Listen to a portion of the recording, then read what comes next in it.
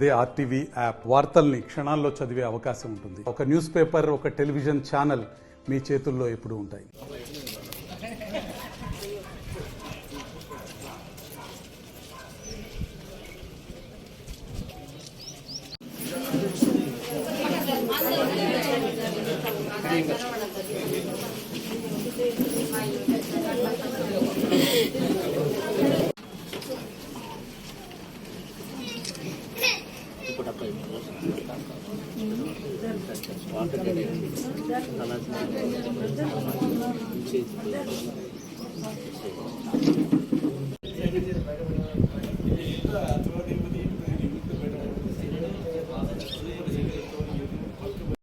అలెక్య మర్డర్కి సంబంధించి ఆ రోజు నేను ఎస్పీ గారితో కూడా మాట్లాడి వెంటనే అరెస్ట్ చేసి శిక్షించాలని చెప్పడం జరిగింది.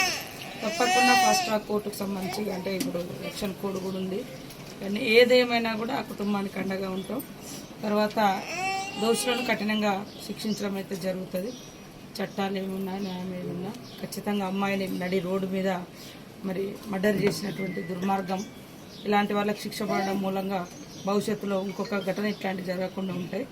కాబట్టి తప్పకుండా ఎవరి ఇన్ఫ్లుయెన్స్ ఏముండదు, చట్టం తన పని తను చేసుకునే విధంగా ఈ యొక్క అమ్మాయి కుటుంబానికి, అలెక్య కుటుంబానికి న్యాయం జరిగే విధంగా మేము అందరం అండగా ఉంటాం. అంతకుముందు కూడా మా ఎమ్మెల్యే గారు వచ్చారు, ఈరోజు మేము వచ్చినాం. జరగంగానే నాకు తెలియగానే నేను కూడా ఎస్పీ గారితో సంబంధిత అధికారులతో మాట్లాడి మరి కేసు ఫైల్ చేసి వెంటనే జైలు కూడా పంపడం జరిగింది ఆ రోజు.